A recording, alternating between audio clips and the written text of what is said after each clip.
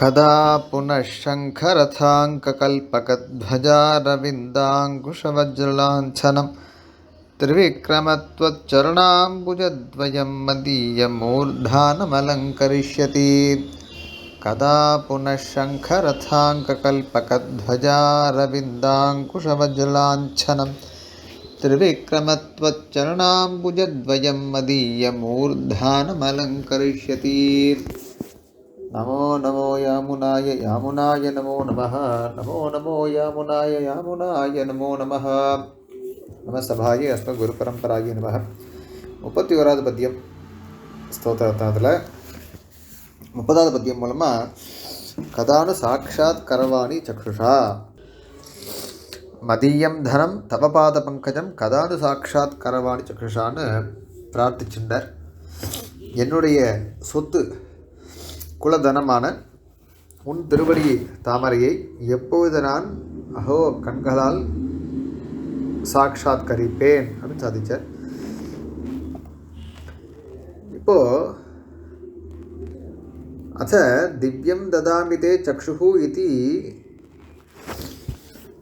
இதிவத் அபேட்சிதம் சாட்சாத்காரம் தாஸ்யாமீதி பகவதோக்தே दूरस्थस्य कालान्तरेपि तत् संभवम् आशंक्य शीघ्रं सोचितं तत् श्लेष विशेषम् अपेक्षते. இப்போ இந்த ஸ்லோகம் மூலமாக முதல்ல அதை விஞ்ஞாபிச்சிடுறேன்.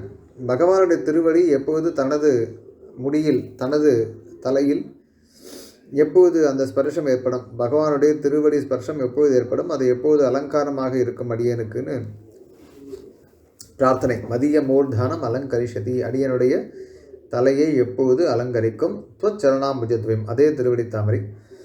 இப்போ சுவாமிக சங்கதி தெரிவிக்கிறார். திவ்யம் ததாமித்த சக்ஷுகுன்னு எப்பயோ பகவான் கொடுத்தாலும் கொடுக்கலாம். திவ்யமான சக்ஷுஷ ஆளவந்தாரை கொடுத்து சேவியம்னு தூரக்கு எங்கேயா கூட நிற்க வச்சுடலாம். அல்லது வேறு காலத்தில் கூட காலாந்தரத்தில் கூட அது நடக்கலாம். ஆனால் இவருக்கு வாஸ்தவத்தில் வெறுமை பார்ப்பது மட்டும் இவருக்கு ஆசை இல்லை. அது சம்ஸ்லேஷ விசேஷம் போகணும் இல்லையா? பகவானுடைய ஸ்பர்ஷம் நமக்கு ஏற்படணும் ஏதோ ஒரு ரூபத்தில். அதுதான் கதா புனகன்னு ஆரம்பிக்கிறார். கதா புனரேதி புனഃசப்த சாசங்கத்வ தியோதக. ஒரு சங்க, ஆஹா எப்போது கிடைக்குமோ தெரியலையே அப்படின்னு சொல்கிறோமா இல்லையா? அதை சூச்சிப்பிப்பதாக கதா புனகன்னு இருக்குது. அல்லது சாட்சாத்காரம் மாத்திரம் வேணால் அதுக்கு மேலே ஒன்றுன்ற மாதிரி ஸ்பர்ஷமும் வேணும்னு காண்பிப்பதற்காக சங்க சக்கர கதா பத்மைர் அங்கிதம் பாத பங்கஜம் சரச்சந்திர பிரதீகாஷ நகராஜி விராஜிதம்னு பகவானுடைய திருவடியை பற்றி ஒரு வர்ணனை. சுராசுரைர் வந்தியமான ரிஷிபிஸ் சிந்தித்தம் சதா மூர்தானம் மாமகம் தேவ தாமகம் மண்டையிஷ்யத்தின்னு இது ஒரு அந்த பகவானுடைய இதுக்கு ஒரு ஸ்துதி. சங்கம் என்ன, சக்கரம் என்ன, கதை என்ன, பத்மம் என்ன. அந்த ஸ்லோகத்தை பார்த்தோம்னா சங்க ரதாங்க, ரதத்துடைய அங்கம்னா சக்கரம், கல்பக விரக்ஷம், துவஜம் கொடி, அரவிந்த அங்குஷ, அப்புறம் வஜ்ரம், இதெல்லாம் லாஞ்சனம்னா இதெல்லாம் பொதித்த பகவானுடைய திருவடி. அந்த திருவடியானது திருவிக்ரமானு பதம் போட்டுரும். திருவிக்ரமானு சம்போதனம். திருவிக்ரமேதி சம்புத்தியா நிம்னோன்னத விபாக அநாதரேன சர்வேஷாம் சிரசி கிருத பதன்யாசத்வம் ஸ்வஸ்ய தத அலாபேன நிர்வேதஸ்து சூச்சது. திருவிக்ரமன் சொன்னதுனால நிம்ன உன்னத விபாக அநாதரேன, அவன் என்ன பண்ணா, திருவடியை கொண்டு மூலங்களை அளந்தான். அப்போ அவன் திருவடியானது தாழ்ந்த உயர்ந்த பேதம் இல்லாமல் எல்லாருடைய இதுலேயும் ஸ்பர்சிச்சது. அது தனக்கு கிடைக்கலையே, அதாவது நினைவு தெரிஞ்சு கிடைக்கலையேன்னு அந்த நிர்வேதம் அந்த அந்த வருத்தத்தையும் இதனால் தெரிவிக்கின்ற திருவிக்ரமா என்று. அப்புறம் சரணாம்புஜத்வயம், பகவானுடைய திருவடி இல்லையா? அப்பிராப்பிய கேசவோ ராஜன்னை இந்திரியைஹி அஜிதைஹி நரைஹி இத்தியாதிஷு அஜிதேந்திரியைஹி துர்லபதையா பிரசித்தஸ்ய தவ லக்ஷ்மி பூமி லீலாகமலம். அது தவத்வ சரணாம்புஜத்வயம்னு சொன்னால் அதுக்கு என்ன ஏற்றம்னு சொன்னால், மனதை வெல்லாதவர்கள், இந்திரியங்கள் எல்லாம் வெல்லாதவர்களால் காண முடியாத ஒரு கிடைப்பதற்கு ரொம்ப துர்லபமான ஒரு திருவடி இணை அந்த தாமரை திருவடி தாமரை. அப்படி அலங்கரிக்கப்பட்ட சரண யுகலம். மதிய மூர்தானம் அப்படின்னு சொன்னால் நம்ம எத்தனை பெருமாளை சேர்த்தாலும் நம்ம ஷடாரி வாங்கிக்கிறதுக்கு ஓடுறோம் இல்லையா? அது ஆழ்வாருடைய ஸ்பர்ஷம், திருவடி தானே ஆழ்வார். நம்ம அதை வந்து பாதுகை அல்லது வச்சுக்கோங்க. ஸோ பகவானுடைய நமக்கு ஒரு சம்பந்தம் ஏற்படணும், அதுதான் ஷடாரி. பகவானுடைய திருவடியை ஸ்பர்சித்தா பாதுகையை ஸ்பர்சித்தா எல்லாம் ஒன்று தானே. அப்படி பார்க்கணும். அதுக்காக தான் ஓடுறோம் நம்ம. அப்போ கோவிலில் போய் சடாரி வாங்கிறதுக்காக ஓடுறோம். எத்தனை கூட்டத்தில் நெக்கி அடிச்சுன்னு போகிறோம். அது மாதிரி மதிய மூர்தானம் அத்தியந்த நிஹீனஸ்ய தத் பாத ஸ்பர்ஷன அனர்ஹஸ்ய துஷ்டதமதையா. நான் எப்படிப்பட்டவன்னா, அம்மா அழிப்பிறான் அடியேன், நான் எப்படி இருக்கேன்னு சொன்னால் அத்தியந்த நிஹீனஸ்ய ரொம்ப தாழ்ந்தவன். உன் திருவடி அது ஸ்பர்ஷனம் பண்ணுவதற்கு அருகதை ஏற்றவன், துஷ்டதமனாக இருக்கக்கூடிய காளியவது பாத பத்ம தமனீயஸ்யமே சிறகாலம் அப்படின்னு. எப்படி காளியனுடைய சிரசில் உன்னுடைய தமனமானது இருந்தது இல்லையா, அது மாதிரி அடியனுக்கு என்னுடைய தலையில் உன் திருவடி படக்கூடாதா அப்படின்னு. அலங்கரிஷத்தினா என்னன்னு சொன்னால், பஷ்யதாம் சத்வஸ்தானம் பிரேக்ஷணீயம் கரிஷதி. பார்க்குறவெல்லாம் அப்படியே அழகாக ஆஹா இந்த அற்புதமான காட்சியே அப்படின்னு பார்ப்பா இல்லையா, அது மாதிரி அப்படின்னு தாத்பரியம். அப்படி கலிதோஷ நிவர்த்திக்காக பகவான் திருவடிப்பட்டதுன்னா களி அது வரைக்கும் ஒன்றும் பண்ண முடியாது கரியால். அதையெல்லாம் இங்கே சூச்சிப்பிக்கின்றார். அப்படி ஒரு அனுபவம் இங்கே ஆளவந்தார் சுவாமிக்கு. கதா புனஷங்க ரதாங்க கல்பக துஹஜ அரவிந்த அங்குஷ வஜ்ர லாஞ்சனம் ஏதைஹி லாஞ்சிதம். அதாவது இதனால் அந்த லாஞ்சனமானது ஏற்பட்டு, லாஞ்சனம் திருவிக்கிரம பகவானுக்கு சம்போதனம். தொச்சரணாம்புஜத்வயம் உன்னுடைய திருவடி தாமரை இணையானது மதிய மூர்தானம் அடியனுடைய தலையை எப்போது அலங்கரிக்கும்னு இந்த அனுபவம். அடுத்த ஸ்லோகத்தில் 32வது பத்தியம். இந்த 32 பத்தியம் தொடங்கி ஒரு 14 பத்தியங்களில் 14 பத்தியங்களில் அந்த கைங்கரிய உத்தேசம் இருக்கு இல்லையா, அதை நானா விதமாக அழகாக ஒரு அம்சமாக பகவானை பற்றி ஒரு அம்சமாக சொல்லி வர்ணிக்கப் போகின்றார். விராஜமானோஜ்வல பீதவாசசம் ஸ்மிதாதசீசூன சமாமலச்சபிம் நிமக்னநாபிம் தனுமத்யமுன்னதம் விஷாலவக்ஷஸ்தனசோபிலக்ஷணம். விராஜமானோஜ்வல பீதவாசசம் ஸ்மிதாதசீசூன சமாமலச்சபிம் நிமக்னநாபியம் தனுமத்யமுன்னதம் விஷாலவக்ஷஸ்தனசோபிலக்ஷணம். இப்போ பகவானுடைய ஒரு இதுவாக அவனுடைய திவ்ய விக்கிரகத்தை திவ்யமங்கல விக்கிரகத்தை முதல்ல வர்ணிக்கின்றார். அதில் சுவாமி அழகாக முதல்ல அதுக்கு சங்கதி தெரிவிக்கின்றார். உக்த பிரகார சந்தர்ஷன சம்ஸ்லேஷ சமனந்தர பாவி. சொல்லப்பட்ட வகையில் பகவானை காண்பது, பகவானோட ஒரு சம்ஸ்லேஷம், ஒரு சம்பர்க்கம், ஒரு அந்த ஸ்பர்ஷம். அதற்கு பிறகு சர்வவித கைங்கரிய உத்தேசம், எல்லா நம்முடைய கைங்கரியத்துக்கெல்லாம் லட்சியமாக இருக்கக்கூடிய பகவானை சமஸ்த கல்யாண குண திவ்ய மங்கள விக்கிரகாதி விசிஷ்டதையா. நம்முடைய சம்பிரதாயத்தில் எப்பயுமே பகவான் அனைத்து விதமான கல்யாண குணங்களோடும் ஒரு திவ்ய மங்கள விக்கிரகத்தோடும் சேர்ந்தே இருக்கின்றான், சேவை சாதிக்கின்றான். பிராபியம் அவன் நம்மால் அடையப்பட வேண்டியவன். சதுர்தசபிர் விஷதம் அனுசந்தத்தேன் 14 பத்தியங்களால் ரொம்ப அழகாக தெளிவாக அதை அனுசந்தானம் செய்கின்றார். தத்திர பிரதம ஸ்லோகஸ்ய பூர்வார்த்தேன பீதாம்பர பரபாக விசித்திரதாம். பகவான் பீதாம்பரதாரி இல்லையா, கண்ணன் அவனுக்கு பீதாம்பரகன்னு பெயர் உண்டு, பகவானுக்கு உண்டு. அதசி புஷ்பசங்காஷ பீதவாச ஜனார்தனகன்னு ஒரு பிரமாணம் எடுத்துக்காட்டும். பீதவாசசம், வாசஸ்னா வஸ்திரம், அதை அணிந்தவன். அதான் விராஜமான உஜ்வல பீதவாசசம். விராஜமானன்னு சொன்னால் அப்படியே ரொம்ப ஜொலிக்கின்றான். உஜ்வலத்துவம், அது உஜ்வலத்துவம்னாலே ரொம்ப பாஸ்வரத்துவம்னு அர்த்தம். அந்த இவன் எப்படிப்பட்டவங்கிட்ட ஷியாம வர்ண விக்கிரக, அவன் அவனுடைய அந்த ஆழிமழை கண்ணான்னு சொல்கிற மாதிரி அப்படி அந்த வர்ணத்தை உடையவன். அதற்கு மஞ்சள் துணி கொடுத்து வச்சுக்கோங்க, அப்படியே மஞ்சப்பட்டு அப்படியே கான்ட்ராஸ்டில் அப்படி ரொம்ப அழகாக தெரியும். அப்படி ஒரு பாஸ்வரத்துவம், ஒரு பலபலன் இருக்கக்கூடிய அந்த ஆடையை உடையவன். அப்புறம் ஸ்மிதாதசீசூன சமாமலச்சபிம். ஸ்மித சப்தமானதுங்க விகாசம். அதசி சூனம் சொன்னால் அதசி பிரசூனம், அதசி புஷ்பம் இருக்கும் போல இருக்கு. அது ஷியாமல ரமணீயதையா விக்கிரகஸ்ய தத் சமத்துவம். அந்த புஷ்பத்தை ஒட்டு அதை போன்ற ஒரு நிறம் அதை காண்பிப்பதற்காக ரொம்ப அழகான ஒரு அதை ஒத்த ஒரு திருமேனியை உடையவன் அர்த்தம். அவனுடைய விக்கிரகமானது அந்த அதசி புஷ்பம். அது ஸ்மிதான்னு போட்டுன்றதுனால மலர்ந்தன்னு அர்த்தம். அழகாக மலர்ந்த அந்த அதசி புஷ்ப சங்காஷகன்னு ஸ்லோகமும் இருக்குது. அப்படிப்பட்ட ஒரு தன்மையை உடையவன். அமலச்சபின்னு சொன்னால் உஜ்வல காந்தி, அந்த த்விஷேன்னு சொல்கிறார். இதில் கோபால வம்சத்தியில் த்விட்னா காந்தி, அஞ்சனத் விஷயன்னு அந்த கரிய நிறமாக இருந்தால் கூட அவன் ரொம்ப அழகாக அதில் ஒரு காந்தி இருக்கான். அஞ்சனத் விஷயன்னு அவனுக்குன்னு ஒரு ஸ்லோகம் வருது கோபால வம்சத்தில். அது மாதிரி அந்த காந்தி உடையவன் பகவான், உஜ்வல காந்தி. இது என்னன்னு கேட்டால் தியாயதாம் தோஷ பிரதிபட ஜுதிமிதி. தியானம் பண்ணுறவாளுக்கு எந்த விதமான எல்லா தோஷங்களையும் போக்கணும் இல்லையா, அந்தளவுக்கு ஒரு காந்தியை உடையவன் பகவான்.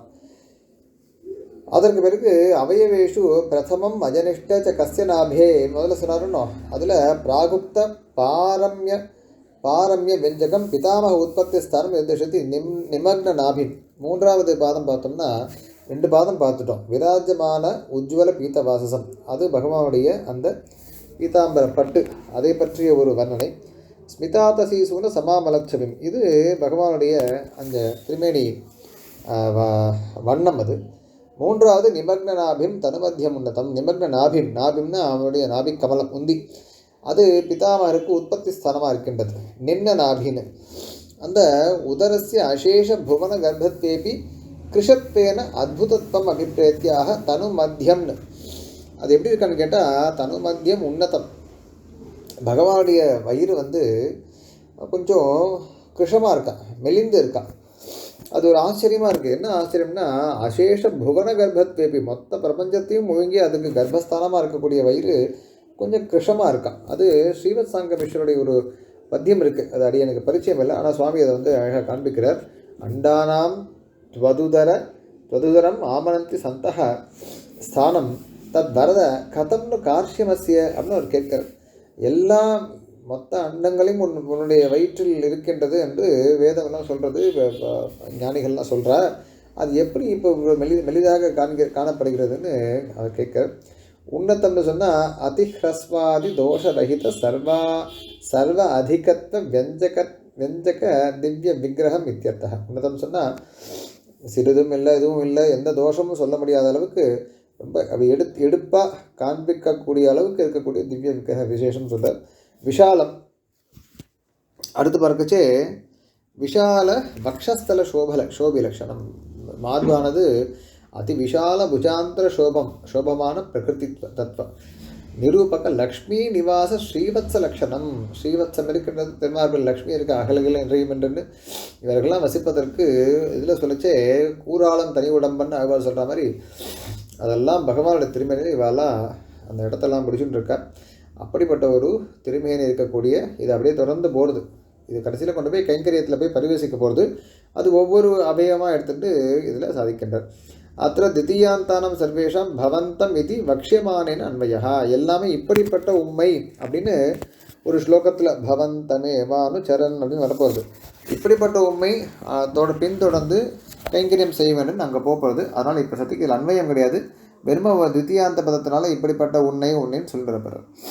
அடுத்து 33 அதையும் பார்த்துடலாம். இதே இதில் வந்த பாவம்தான்.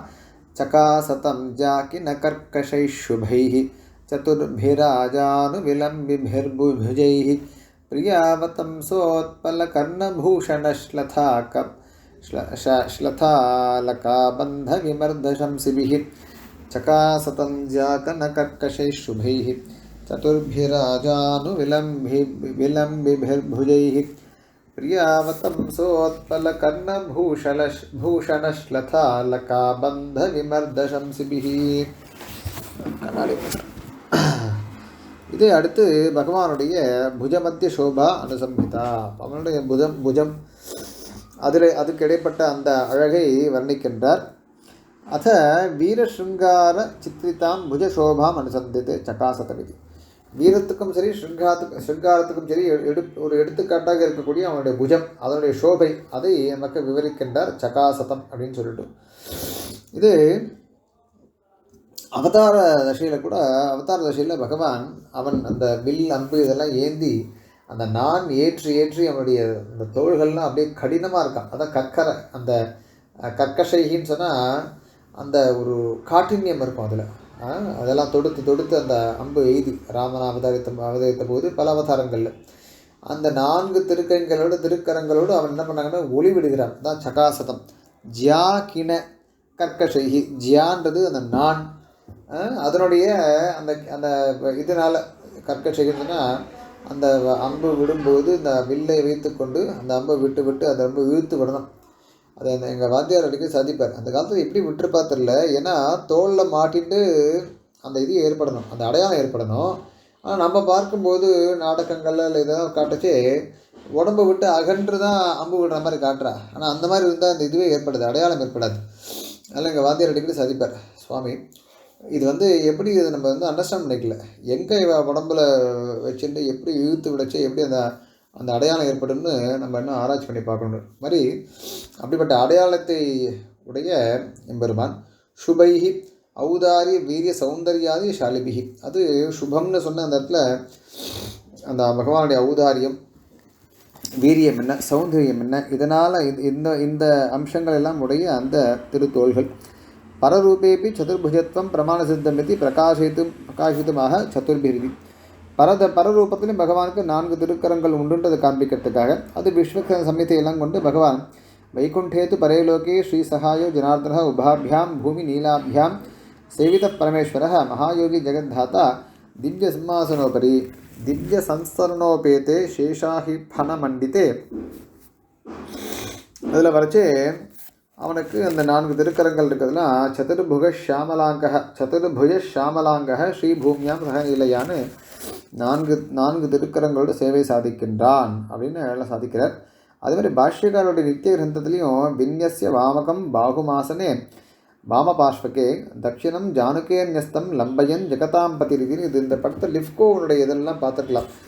இடது கையை வின்யஸ்ய வாமகம் பாகும் ஆசனே வாமபாஷ்வகே, ஆசனத்தில் இடது பக்கம் இடது கையை வச்சுட்டுருப்பானா, வலது பக்கத்தை தட்சிணம் ஜானுக்கே நெஸ்தம் முட்டியில் காலில் அப்படி நீட்டின்னு இருப்பான். அது நம்ம அந்த படங்கள் பார்த்துருக்கலாம். அது ஒரு மாதிரி லம்பையன்னு சொன்னால் நீட்டிட்டு உட்காந்துருப்பான் பகவான். அதுதான் அவனோட போஸ் நமக்கு தியானம் பண்ணுறதுக்கு. அது பாஷ்யக்காரர் நித்தியத்தில் அதை குறிப்பிடுகிறார். அப்புறம் பலவித பிரமாணங்கள்லாம் காட்டி புருஷ சுத்தம் இதெல்லாம் காட்டுறார். பகவானுடைய இதெல்லாம் அழகாக காட்டிட்டு வர்றார் சுவாமி தேசிகன் அந்த சப்போர்ட் எவிடன்ஸாக. அதில் பார்க்கும்போது பிரியாவதம் சோத்பல கர்ணபூஷண ஸ்லதாலகாபந்த விமர்த சம்சபின்னு பிரியான சுதந்திர பிராட்டி அவளோட சேர்ந்திருக்கான் இல்லையா பகவான். அப்போது பிராட்டியினுடைய அவள் தாயார் காதுகளில் அணிந்திருக்கக்கூடிய அந்த கறி நிறத்தில் இருக்கக்கூடிய அல்லி பூக்கள் என்ன, அவளுடைய காது அணிகள் என்ன, காதில் போட்டுக்கூடிய ஆபரணங்கள் என்ன, அப்புறம் அலையும் கூந்தல் என்ன, இதெல்லாம் அந்த அடையாளங்கள்லாம் தெரியறதான் அந்த பகவானுடைய சதுர்புஜத்தில் இதெல்லாம் தெரியறதான். ஒரு பக்கம் பார்த்தா சுவாமி சாதிக்கின்றார் அத்த ஸ்லோகே ஜாக்கினா இத்தியாதினா ஸ்வபக்த சம்ரக்ஷணார்த்தம் மகாவீரத்வம். பகவான் மகாவீரன் இல்லையா, ஜெய ஜெய மகாவீரன் ஆரம்பிக்கிறார். அப்போ அந்த அம்பனுடைய இது நானுடைய அடையாளம்லாம் பார்க்கச்சே பகவான் மகாவீரன் என்பது தெரிகின்றது. அப்புறம் பிரியாவதம்ச இத்தியாதினா ஸ்வானுரூப வீர பத்னி சம்பந்தஸ்தத் புரஸ்காரேன சர்வைஹி அபிகமனியத்துவம் சூச்சது. இப்போ பிரியாவதம்சன்னு சொன்னதுனால அவனுக்கு அனுரூபமான ஒரு வீரலக்ஷ்மி கூடவே இருந்துட்டுருக்கா.